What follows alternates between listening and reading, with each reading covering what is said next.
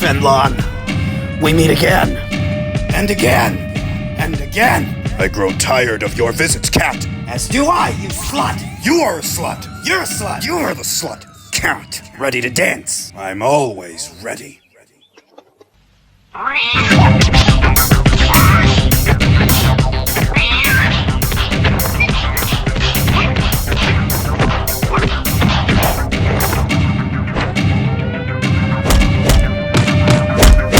Fenlongo, I've missed our chats. You shut up and fight.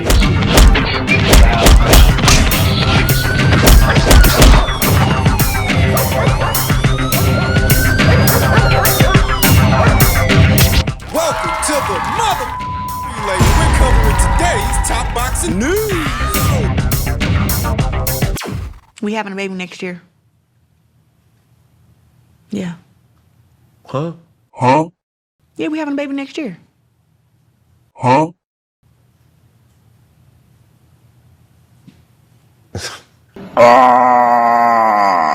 Hey, how y'all gonna have it? You gonna have a child? Cam Newton seemed almost flabbergasted by the proposition that anyone would want Claressa Shields to be the mother of their child. He couldn't get the mental image of that down, couldn't process it in real time. He almost seemed startled by it. Who the fuck else gonna have a kid? Man, listen here now. Don't. Huh? Adoption is real. No, I'm not adopting no kids. Surrogates are real. I don't want nobody carrying no kid for me either.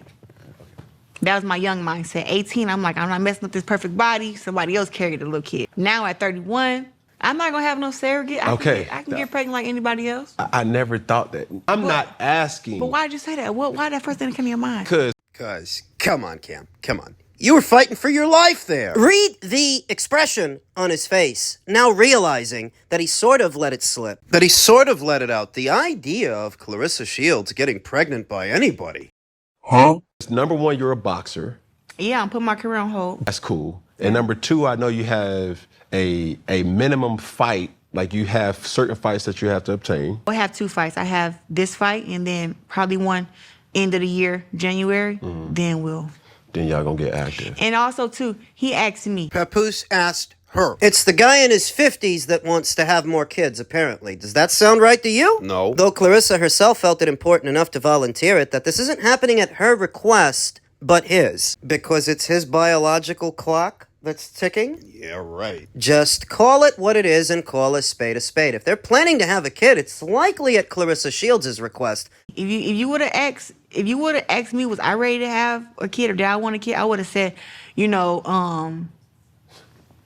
was a very awkward moment and an overall awkward interview between Claressa Shields and Cam Newton, who was wearing his heart on his sleeve, so to speak. The cringe. I hope he doesn't play poker with that face, as he found it so difficult to hide what he was thinking and what he was feeling as Claressa Shields detailed her future plans. Let's not kid ourselves. If he had that kind of a reaction to the prospect of Claressa bearing a child, it's because he could never imagine bearing a child, having one, with a woman like her. Oh. Now, Cam Newton's very stylish young man, lots of money, well-to-do. I'm sure that he's got no problem pulling women. Successful. Can catch a fish, as there are plenty of them in the sea, but with a woman like Claressa, that'd be a sort of catch and release situation. Throw that one back.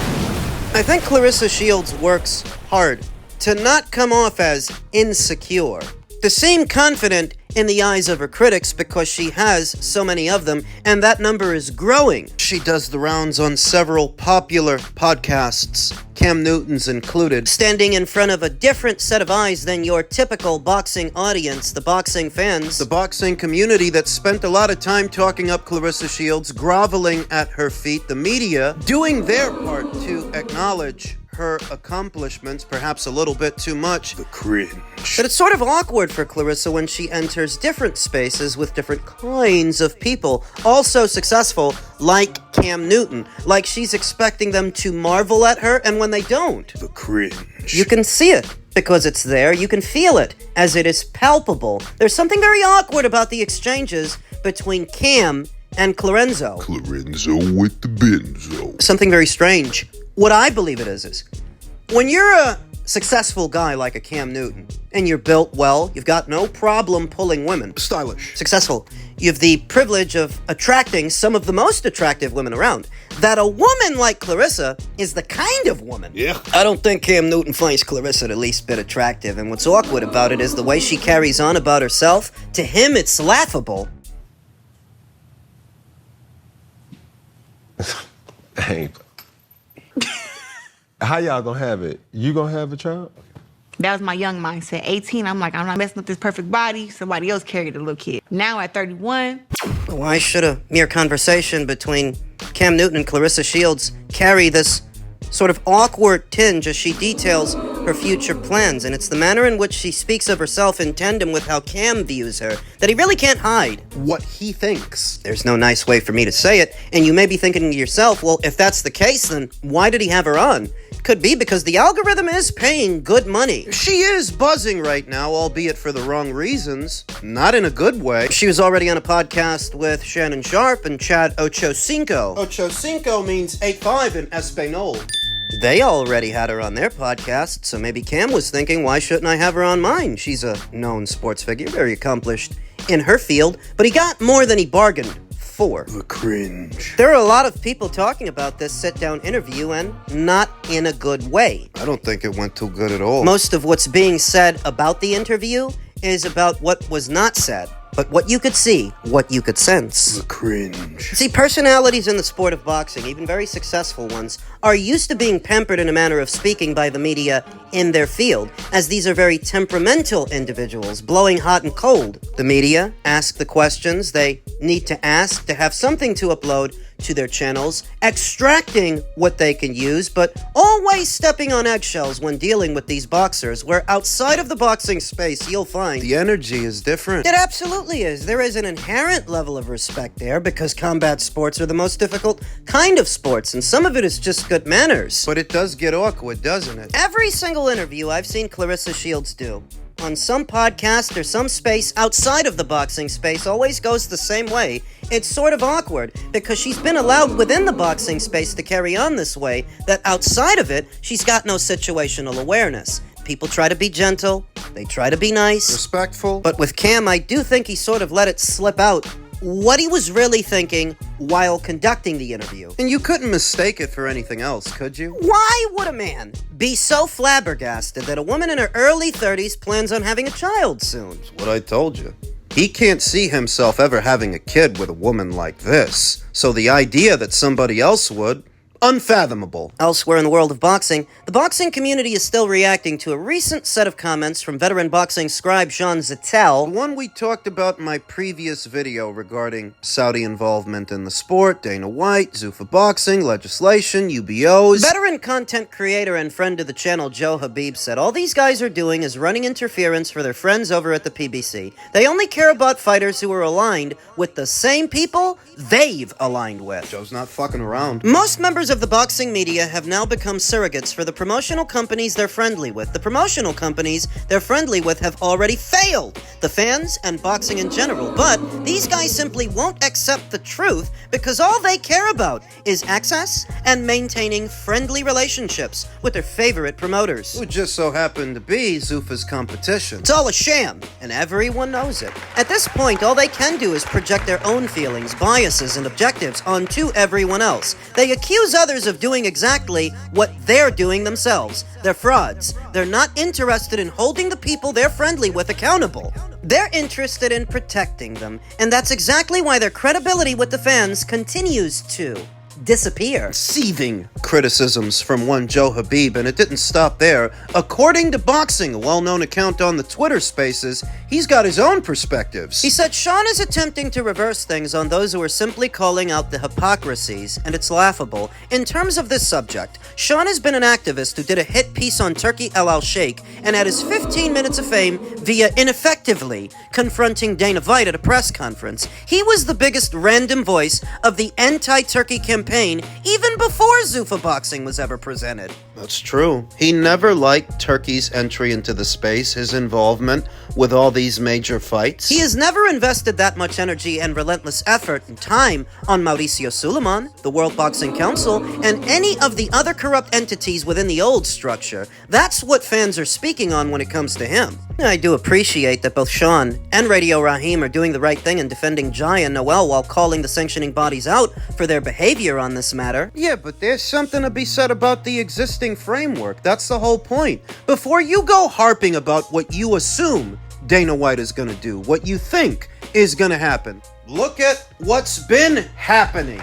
Fighters have been exploited. They're still being exploited by the powers that be, the people that were already here, and the sanctioning bodies, and you were never this vocal about them. So that if all of a sudden you start piping up, people aren't buying the altruism. They just think you're protecting your friends, which just so happen to be Zuffa's competitors, that you're not the activist you make yourself out to be. And even worse, that you seem more bothered about Zuffa's entry into the sport and Turkey's entry into the sport than the actual fighters you presume to be looking out for.